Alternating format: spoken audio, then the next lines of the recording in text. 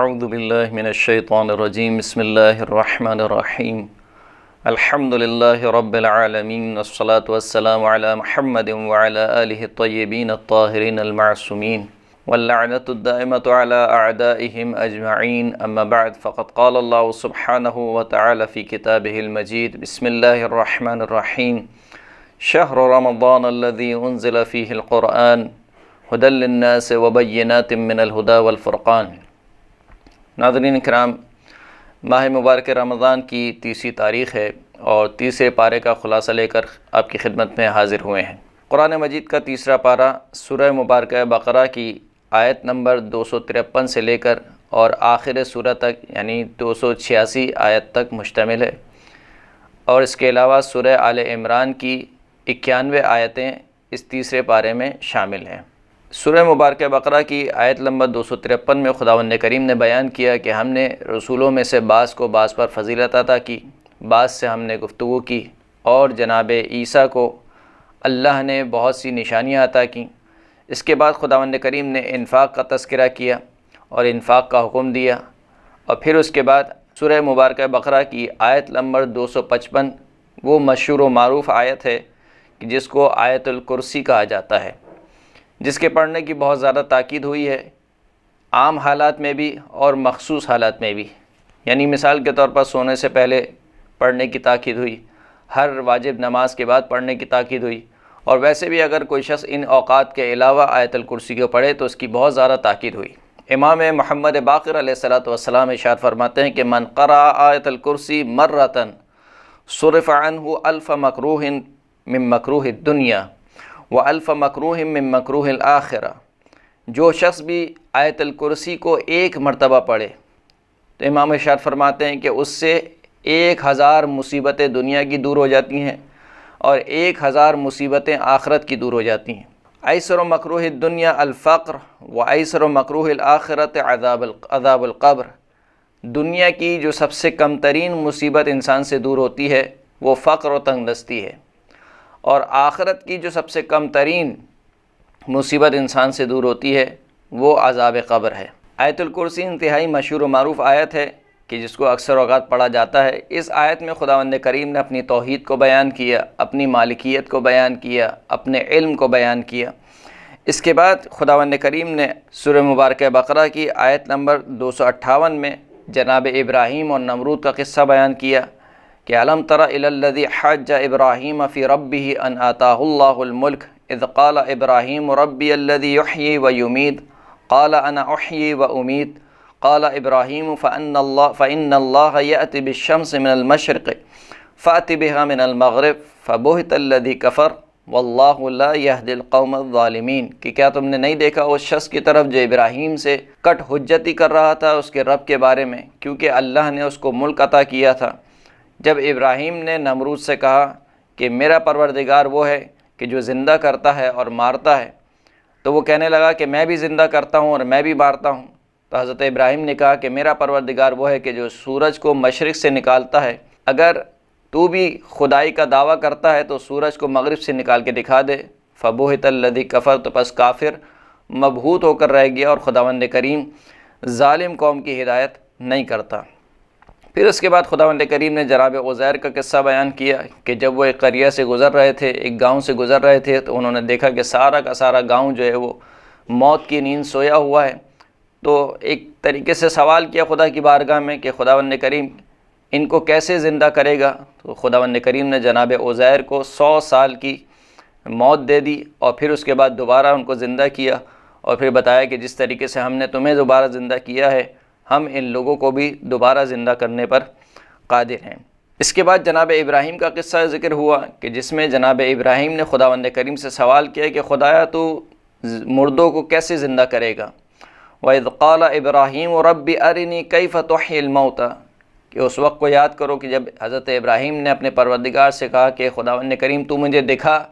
کہ تو مردوں کو کیسے زندہ کرے گا۔ خدا نے ارشاد فرمایا کہ قال اولم تؤمن، کہ اے ابراہیم کیا تم ایمان نہیں رکھتے ہو کہ خداوند کریم دوبارہ زندہ کرے گا؟ قال بلا، حضرت ابراہیم نے کہا کہ کیوں نہیں، میں ایمان رکھتا ہوں کہ تو دوبارہ زندہ کرنے والا ہے۔ ولکن لیطمئن قلبی، لیکن اپنے قلبی اطمینان کی خاطر میں تو اس سے سوال کر رہا ہوں تو پھر وہ پورا واقعہ ذکر ہوا کہ 4 پرندوں کو کہا کہ ان 4 پرندوں کو لے کر ان کا قیمہ بناؤ، ان کو الگ الگ جگہ پر رکھ دو، پھر ان کو ان کے نام سے پکارو تو یہ تمہاری طرف آ جائیں گے۔ اس کے بعد آیات کا ایک طویل سلسلہ ہے کہ جس میں خداوند کریم نے انفاق کی تاکید کی ہے،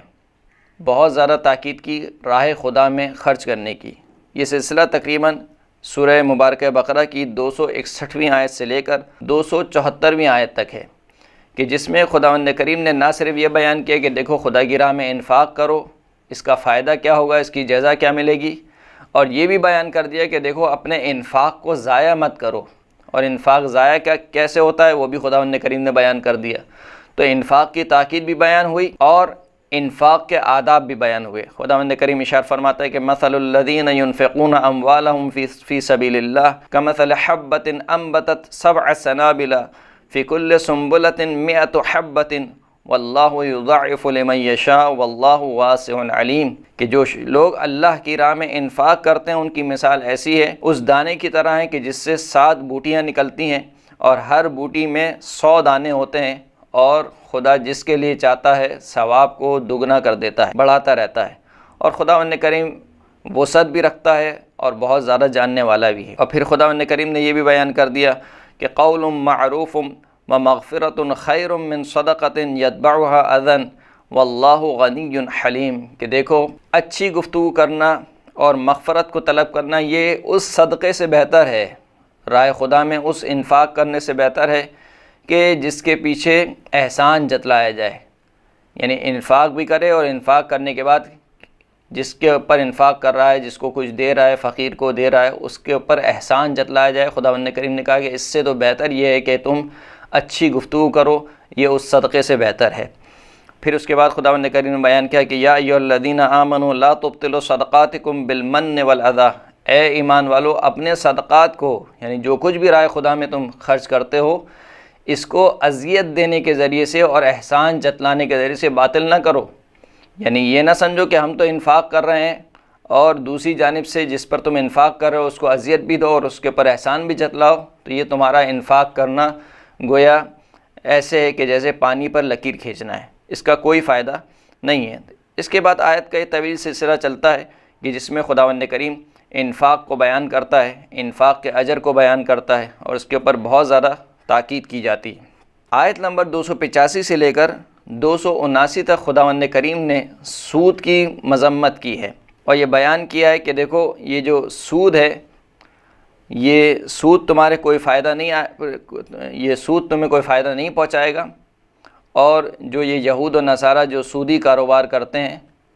اور دلیل یہ پیش کرتے ہیں کہ سود بھی ایک طریقے کی خرید و فروخت ہے۔ قالوا انما البیع مثل الربا، یہ لوگ کہتے ہیں کہ بیع بھی جو ہے وہ سود کی طرح ہے، یعنی جس طریقے سے میں کسی کو کوئی چیز فروخت کرتا ہوں، اس کے اوپر فائدہ لیتا ہوں،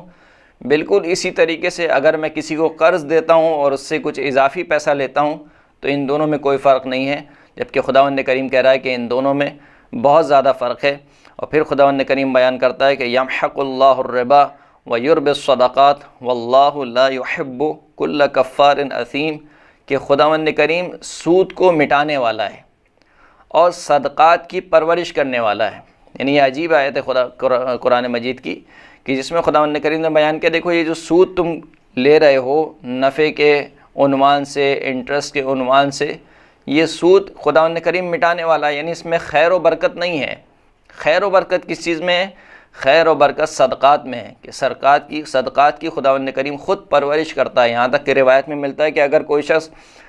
ذرہ برابر بھی اللہ کی راہ میں انفاق کرتا، صدقہ کرتا ہے، تو خداوند کریم اس کو پرورش دیتا ہے، یہاں تک کہ قیامت کے دن وہ دیکھے گا کہ اس کا دیا ہوا صدقہ کوہ احد کی پہاڑی کے برابر اس کو نظر آئے گا۔ تو اس طریقے سے خداوند کریم صدقات کی پرورش کرتا ہے۔ پھر اس کے بعد مزید خداوند کریم نے سود کی مذمت کی اور کہا کہ جو شخص بھی سودی کاروبار کرتا ہے یا سود کا لین دین کرتا ہے فَأْذَنُوا بِحَرْبٍ مِّنَ اللَّهِ وَرَسُولِهِ، اگر تم اس سودی کاروبار سے اور سودی لین دین سے باز نہیں آتے ہو تو بس آمادہ ہو جاؤ اللہ اور اس کے رسول سے جنگ کرنے کے لیے۔ یعنی سود لینا گویا ایسا ہے کہ جیسے تم اللہ اور اللہ کے رسول سے جنگ کر رہے ہو۔ اس کے بعد کی آیات میں خداوند کریم نے قرض کے احکام کو بیان کیا کہ دیکھو جب قرض کا معاملہ کرو ایک دوسرے سے تو لکھ لیا کرو، یا ایھا الذین آمنوا اذا تداینتم بدین الی اجل مسمی فاکتبوہ، اے ایمان والو جب تم آپس میں ایک دوسرے کو قرض دو ایک معینہ مدت تک کے لیے تو فاکتبو، اس قرض کو لکھ لیا کرو، ولیکتب بینکم کاتب بالعدل، اور جو تمہارے درمیان جو کاتب ہو جو لکھنے والا ہو وہ انصاف کے ساتھ اس معاملے کو لکھے۔ اور پھر خداوند کریم نے قرض کے احکامات کو بیان کیا، اور قرض کے احکامات کو بیان کرتے ہوئے خداوند کریم نے بیان کیا کہ اگر تم سفر میں ہو اور تمہارے پاس کوئی لکھنے والا نہ ہو تو بس کوئی چیز گروی رکھوا دیا کرو تاکہ وہ امانت رہے قرض دینے والے کے پاس قرض خواہ کی، کہ جب وہ قرض واپس کر دے تو پھر اس کی جو گروی رکھی ہوئی چیز ہے وہ بھی اس کو واپس کر دی جائے۔ اس کے بعد آخری آیات میں خداوند کریم نے دوبارہ اپنی توحید کا تذکرہ کیا اور پھر اپنے رسولوں کا اور مومنین کا تذکرہ کیا کہ جو اللہ کے رسول ہیں اور مومنین ہیں وہ ہر اس چیز پر ایمان لاتے ہیں جو اللہ کی جانب سے نازل ہوئی، اللہ پر ایمان لاتے ہیں، ملائکہ پر ایمان لاتے ہیں، اس کی کتابوں پر ایمان لاتے ہیں۔ پھر خداوند کریم نے بیان کیا کہ خداوند کریم کسی نفس کو، کسی جان کو اس کی وسعت سے زیادہ، اس کی توان سے زیادہ تکلیف میں نہیں ڈالتا۔ اور پھر خداوند کریم نے اس کی جو آخری آیات ہے، آخری آیت کے ٹکڑے میں ہی دعا کا تذکرہ ہوا، ربنا لا تؤاخذنا ان نسینا او اخطانا ربنا ولا تحمل علینا اصرا کما حملتہ علی الذین من قبلنا، کہ اے پروردگار اگر ہم سے کوئی بھول چوک ہو جائے یا ہم غلطی کر بیٹھیں تو ہماری گرفت نہ کر، ہمارا مواخذہ نہ کر، اور ہم پر وہ بوجھ نہ ڈال جو تو نے ہم سے پہلے والوں پر ڈالا ہے۔ اور اس طریقے سے سورہ مبارکہ بقرہ کا اختتام ہوتا ہے۔ اس کے بعد سورہ آل عمران شروع ہوتی ہے، اور سورہ آل عمران کی ابتدائی آیت میں خداوند کریم نے اپنی توحید کا تذکرہ کرتے ہوئے آسمانی کتابوں کا تذکرہ کیا، اپنی توحید پر واضح نشانیوں کو بیان کیا، اور پھر خداوند کریم نے قرآن مجید کا تذکرہ کیا۔ ارشاد ہوا کہ هو الذی انزل علیک الکتاب منہ آیات محکمات ہن ام الکتاب واخر متشابہات، کہ خداوند کریم وہ ہے کہ جس نے تمہارے اوپر کتاب کو نازل کیا کہ جس میں سے کچھ آیات ایسی ہیں جو محکم ہیں اور کچھ آیات ایسی ہیں جو کہ متشابہ ہیں۔ فَأَمَّا الَّذِينَ فِي قُلُوبِهِمْ زَيْغٌ فَيَتَّبِعُونَ مَا تَشَابَهَ مِنْهُ ابْتِغَاءَ الْفِتْنَةِ وَابْتِغَاءَ تَأْوِيلِهِ، جن کے دلوں میں کھجی ہے وہ انہی متشابہ آیت کے پیچھے بھاگتے ہیں تاکہ اس کے ذریعے سے فتنہ برپا کر سکیں اور اس کی تعویل کو تلاش کر سکیں، جبکہ خداوند کریم کہہ رہا ہے کہ وَمَا يَعْلَمُ تَأْوِيلَهُ إِلَّا اللَّهُ، ان متشابہ آیات کی تعویل کوئی نہیں جانتا سوائے پروردگار کے، والراسخون فی العلم، اور ان افراد کے کہ جو علم میں رسوخ رکھتے ہیں۔ پھر خداوند کریم نے راسخون فی العلم کی کچھ دعاؤں کا تذکرہ کیا، اور پھر اس کے بعد فرعون کی قوم کو نشان عبرت بناتے ہوئے مسلمانوں کے لیے پیش کیا، اور پھر اس کے بعد خداوند کریم نے 13ویں آیت میں جنگ بدر کا تذکرہ کیا، قد کان لکم آیۃ فی فئتین التقطا فئۃ تقاتل فی سبیل اللہ واخری کافرۃ یرونہم مثلیہم رأی العین واللہ یؤید بنصرہ من یشاء ان فی ذلک لعبرۃ لأولی الابصار، کہ تمہارے لیے یقیناً نشانی ہے ان دو گروہ میں جو آپس میں لڑنے کے لیے میدان جنگ میں آئی۔ ایک ان میں سے گروہ اللہ کی راہ میں جنگ کر رہا تھا، جبکہ دوسرا جو گروہ تھا وہ کافر تھا، اور جو کافر گروہ تھا وہ مسلمانوں کو جو راہ خدا میں جنگ کر رہے تھے ان کو دگنا دیکھتا تھا، رأی العین یعنی ان کی آنکھوں میں ان کی جتنی تعداد تھی اس سے دگنی دکھائی دیتی تھی۔ پھر خداوند کریم بیان فرماتا ہے کہ خداوند کریم جس کی چاہتا ہے مدد فرماتا ہے، اور اس واقعے میں خداوند کریم کہتا ہے کہ عبرت ہے صاحبان عقل کے لیے۔ اس کے بعد خداوند کریم نے دنیاوی زندگی کا خلاصہ کیا اور دنیا اور آخرت کی زندگی کا تقابل پیش کیا، اور متقین افراد کے لیے جو خداوند کریم نے اجر اور پاداش آخرت میں رکھی ہوئی ہے اس کا بیان ہوا، اور متقین کی صفات بھی خداوند کریم نے بیان کی۔ اس کے بعد کی آیت میں خداوند کریم نے توحید کو بیان کیا اور اس بات کا تذکرہ کیا کہ دین فقط و فقط اللہ کے نزدیک دین اسلام ہے۔ یہ آیت کا سلسلہ تقریباً آیت نمبر 18 سے لے کر 29 تک کی آیت میں خداوند کریم نے اسی مطلب کو بیان کیا کہ دین خدا کے نزدیک فقط و فقط دین اسلام ہے، اور یہ کفار جو اللہ کی آیت کا انکار کرتے ہیں، اللہ کے دین کا انکار کرتے ہیں اور انبیاء کو قتل کرتے ہیں بغیر حق، یعنی ناحق قتل کرتے ہیں، اور جو لوگ عدل و انصاف کا حکم دیتے ہیں ان کو بھی قتل کرتے ہیں، تو بس اے رسول آپ ان کو بشارت دیجیے دردناک عذاب کی، اور یہ وہ لوگ ہیں کہ جن کے اعمال آخرت میں حبط کر لیے گئے، دنیا اور آخرت میں۔ اس کے بعد خداوند کریم نے قیامت کا تذکرہ کیا کہ ہم جو اعمال اس دنیا میں انجام دیتے ہیں وہ ہمارے سامنے میدان محشر میں حاضر و ناظر ہوں گے۔ یوم تجد کل نفس ما عملت من خیر محضرا وما عملت من سوء تود لو ان بینها وبینه امدا بعیدا ویحذرکم اللہ نفسہ واللہ رؤوف بالعباد، کہ اس دن تم ہر نفس کو پاؤ گے کہ جو بھی اس نے خیر انجام دیا ہوگا اس کو وہ حاضر پائے گا، اور اگر کسی نے کوئی برائی کی ہوگی تو وہ چاہے گا کہ اس برائی اور اس کے درمیان ایک طویل مدت تک کا فاصلہ ہو جائے۔ اور خداوند کریم تمہیں اپنے آپ سے ڈراتا ہے، اور خداوند کریم اپنے بندوں پر بہت ہی مہربان ہے۔ اس کے بعد کی دو آیات میں خداوند کریم نے پیغمبر گرامی اسلام حضرت محمد مصطفیٰ صلی اللہ علیہ وآلہ وسلم کی اتباع کا حکم دیا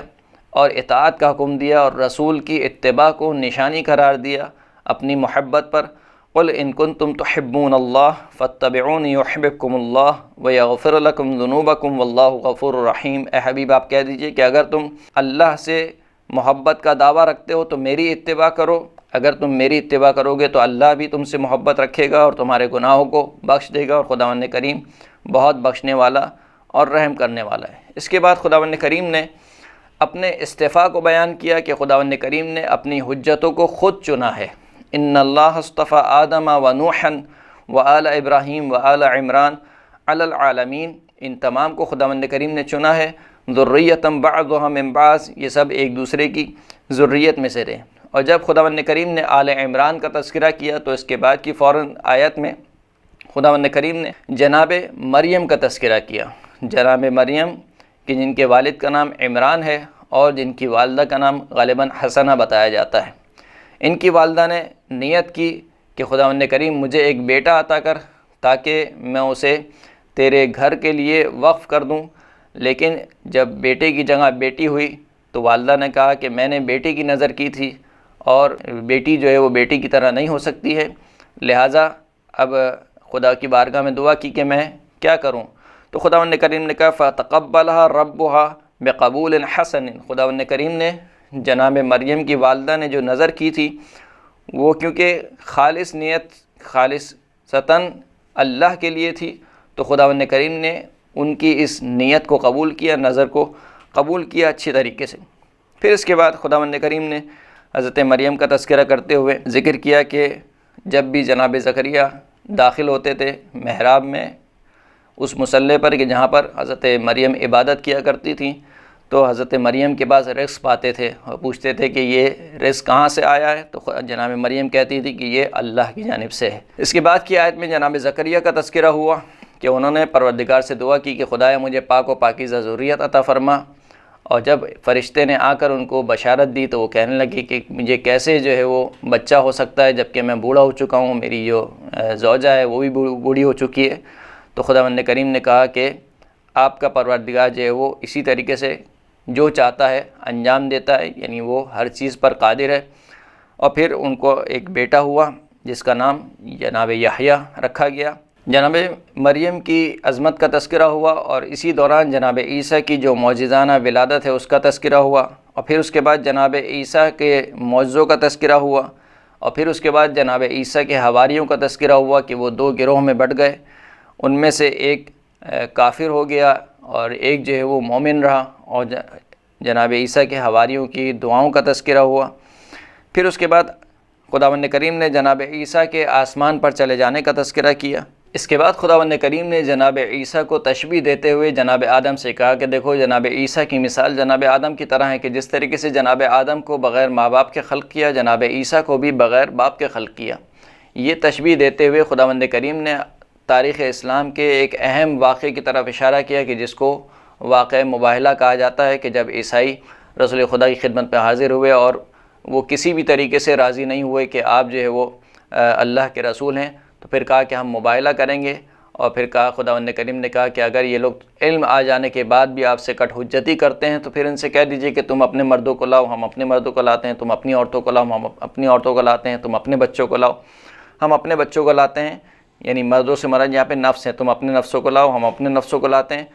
پھر اس کے بعد ہم مباہلہ کریں گے اور جو ہم میں سے جھوٹا ہوگا اس پر اللہ کی لعنت قرار دیں گے۔ اور پھر وہ پورا واقعہ جو آپ سنتے رہتے ہیں مباہلہ کا واقعہ رونما ہوا کہ جس میں رسول اللہ پنجتن پاک کو لے کر گئے اور اسلام کو